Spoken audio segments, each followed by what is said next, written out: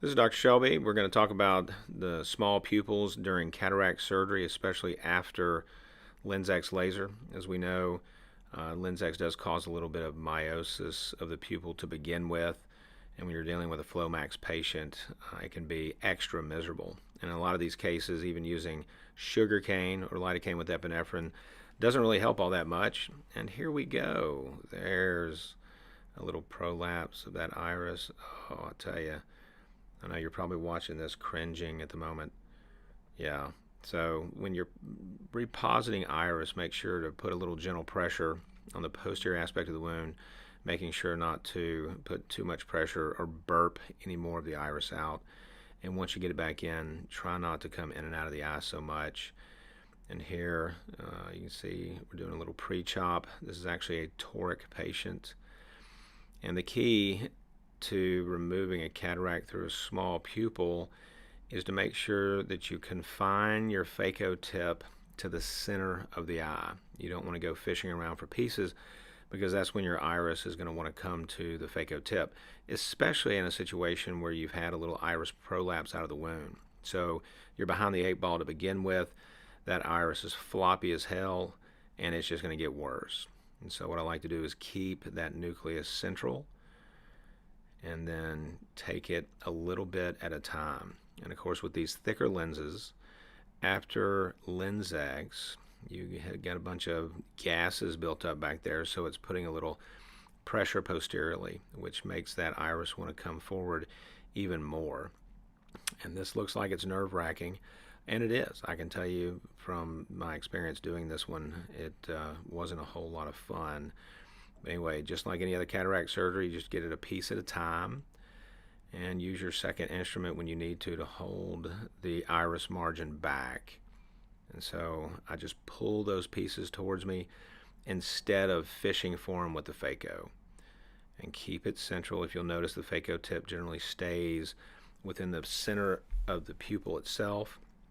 That's to help minimize the iris wanting to jump towards the phaco tip. You hold that iris margin back a little bit and deliver that piece up through the pupil like a baby.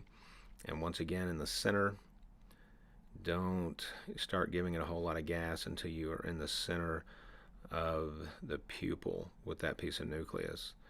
Some of you are wondering why I didn't use iris hooks. Well, yeah, it seemed like a good idea once I was in the middle of all this. And so you'll see in the next case, it's actually this patient's other eye. Going into it, we knew that his pupil was going to come down and was going to act like this, so we did use iris hooks after the LenSx itself. So once you have all that nucleus, go ahead with your INA, and this is always a lot of fun too because you can't see the margin of the capsule rhexis. And the key with INAing these small pupils is to keep your INA deep and peripheral. So you can assume that the margin of your capsule rhexis is right opposed to the margin of the pupil. So keep it low. I'll swing around and try to grab a big mouthful, and then you pull centrally and go down at the same time. Obviously this is sped up because you all don't want to enjoy the entire INA process in normal speed.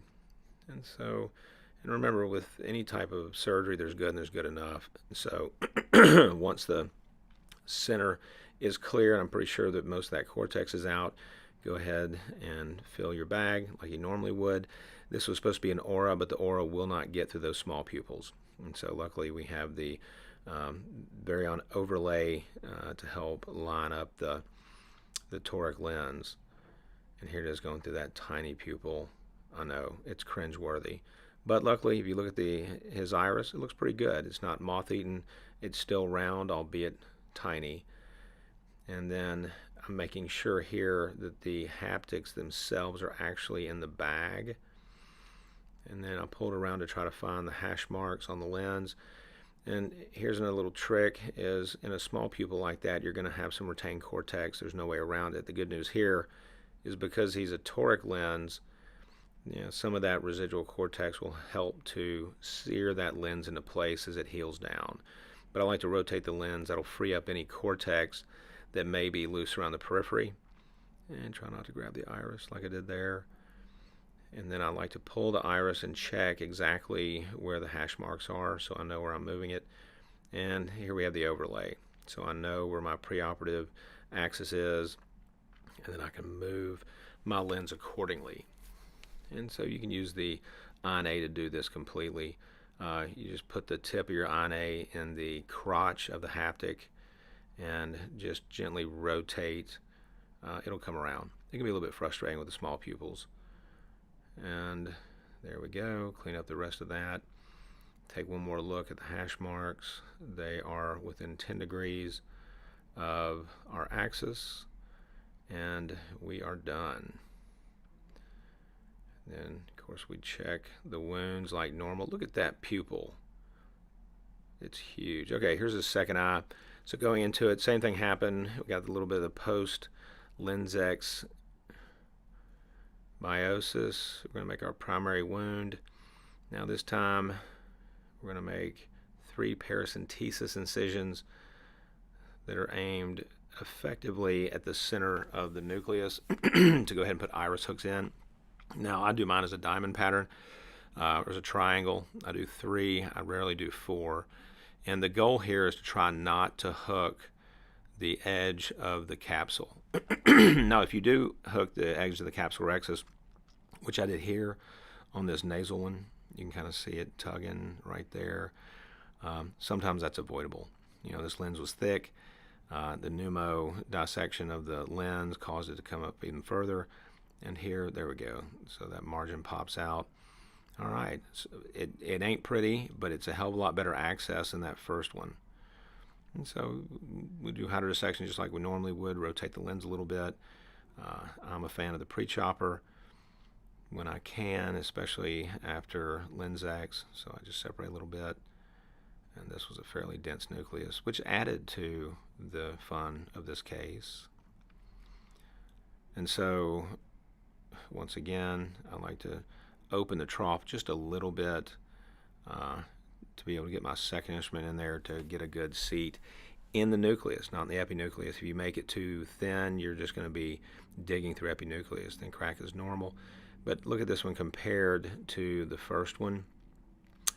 The nucleus comes up very easy. I can move the phaco tip around with much more freedom. I'm still careful of avoiding the iris margin because I really don't want to eat up any of that pupil and have a really nasty looking iris afterwards. And there comes that nucleus. And look at that. There we go. And then INA is normal. And you can kind of see where that nasal hook has grabbed the bag. Ironically, in this case, the nasal hook, even though it grabbed the rhexis, there is a, and you'll see it here in just a minute, a small capsular tear anteriorly and at the inferior iris hook. And there is that subincisional, which is everybody's nemesis. And I know people are going to say, oh my God, you didn't polish the bag. Like I said, I consider this a win, just getting the cataract out and the vast majority of the cortex. And here we go. Now with this one, I was able to catch an aura because obviously the pupil was big enough, albeit it looks like a triangle. And here comes the lens. Obviously much less stressful insertion of the lens through a somewhat normal sized pupil. You can see the hash marks much better. We line it up with our aura.